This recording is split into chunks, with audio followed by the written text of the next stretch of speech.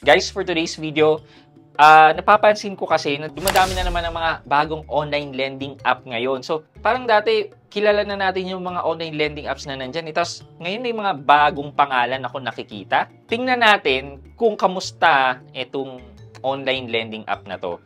Tinatawag siyang Peso Moka. O, di ba? Ano meron dito? Gaano kataas ang interest? Nanghaharas ba to? Magkano ang maloloan mo? At magkano ang deduction? Ayoko man pag-usapan natin to, pero ito ang pag-uusapan natin ngayong gabi. So, samahan niyo ako. Pag-usapan natin yan. Sit back and let's discuss. Coming right up.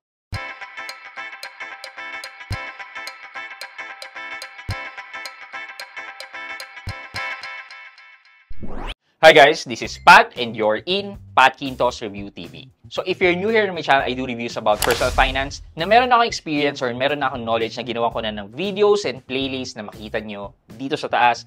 At kung bago kayo dito sa channel ko, you may want to consider subscribing to my channel. Okay, Peso Moka. Wow. Ito na naman. Ang masasabi ko lang dito, same template ng malalaking loan sharks na mga online lending app. Yeah, yan na. Same template. Okay. Search natin si Peso Moka sa Google. Peso Moka. Ito. Si Ate Red may review. Si Cherry Ebb. Uy, si Team Marcos meron na. Ako na lang pala walang review kay Peso Moka. Okay. Peso Moka. Meron siya sa App Sensor Tower. Wag na wag po kayo mag-i-install sa hindi kilalang mga app installer na site.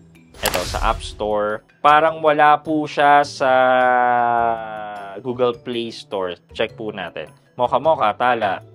Toka, May Pera. Yan. So basically, wala. Wala po ako makita app kay Android. So, nandito lang siya kay App Store. Peso Moka -credit pera loan. So, sabi dito, complete the application in 3 easy steps. Up to 40,000 daw. So, no hidden fees daw. Wala daw hidden fees kasi pinapakita naman daw niya. Flexible payment terms. Hindi ko sigurado. Tapos, a secure and trustworthy app. Hindi ko rin sigurado. Punta tayo dito sa description niya. So, Peso Moka is a digital lending platform owned and managed by Worldwide Link Financing Corporation. And kapag sisilipin natin si Worldwide Link Financing Corporation, makikita natin siya dito sa SEC website. Ayan, nasa pinakahuli. Ayan. Worldwide Link Financing Corporation 1052 yung ano niya. Registered naman siya with SEC. Tingnan natin since July 17 of 2008. So, matagal na siya na registered. Nakita na natin na registered naman siya with SEC. But i-check din natin yung calculation niya and kung ano ba yung feedback ng mga customer. So, dito sabi niya 2,000 to 60,000 daw yung mapapahiram sa inyo, pero parang hindi naman.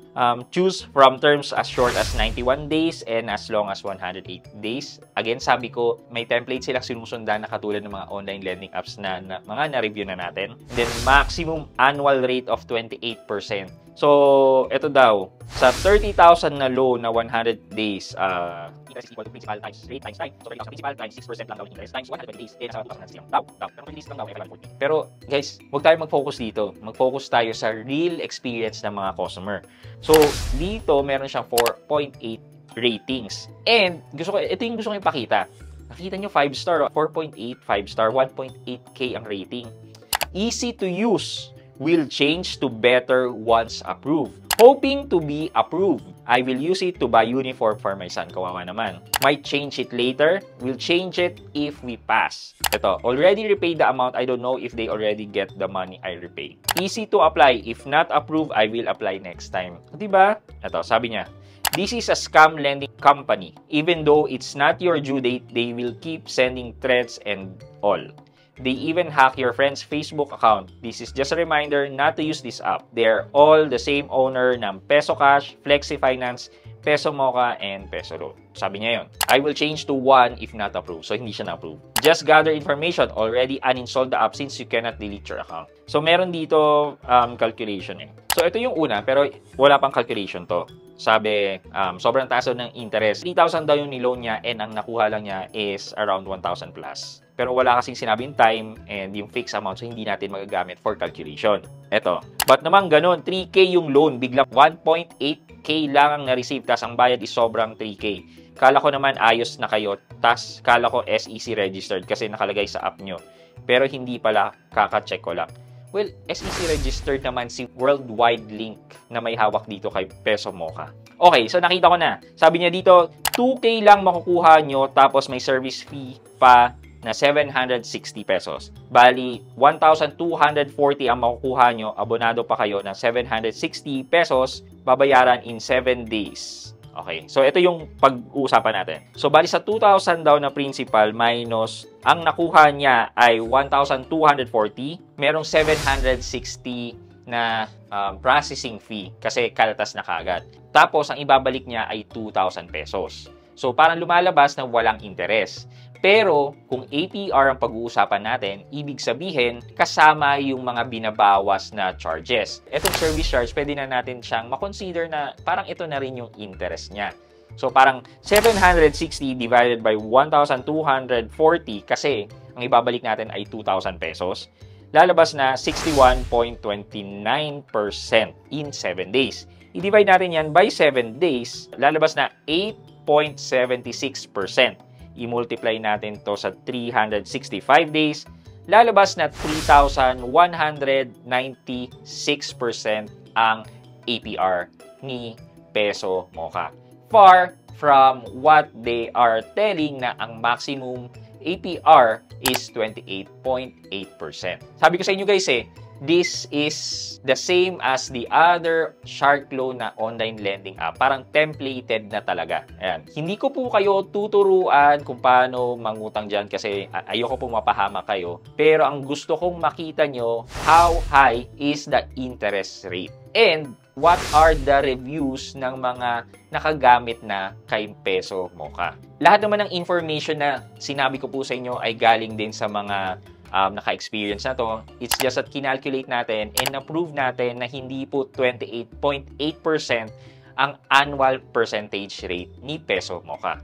So, kung ilalagay natin si Peso Mocha dito sa ating chart ng mga online lending apps na na-review natin, nandyan po si Peso Mocha. Ayan. Again guys, paalala ko po, kung mag-online lending app kayo, pumili po kayo ng mababa ang interest. So, yan lamang po for today's video. Sana po makahanap po kayo ng ibang mauutangan na hindi po kayo pagsasamantalahan. For our question of the day, since paulit-ulit na lang itong template ng mga online lending app, kaya nyo na bang ma-detect kung alin sa kanila ang mataas magbigay ng interest, may unfair collection practice, and hindi totoo sa mga ina-advertise nila? Kaya nyo na bang ma-identify ang mga online lending apps na ganon? Sulat nyo po ang sagot nyo sa comment section sa baba. And kung ang sagot nyo dyan ay oo, well, tap your shoulders. You're doing a good job. Yun lamang po for today's video, but before we end this video, mag-shoutout po muna tayo at shoutout kay at user RQ5DM1K7U. Sorry, hindi ko po alam kung ano yung pangalan nyo, pero ito po kasi lumalabas ng username. Nagkalat po sila lahat sa FB. Thank you for your information, sir. God bless. At user yan, shoutout po sa inyo at maraming salamat sa panonood at pagsuporta ng aking mga videos. Thank you so much. I hope you like this video. Leave a thumbs up, and if not, wala nang problema dyan, but continue to support me by subscribing to my channel by clicking the subscribe button and also the bell button sa tabing subscribe para makareceive kayo ng latest notification sa lahat ng upload ko. Again guys, this is Pat Quinto and you're in Pat Quinto's Review TV. Bye-bye!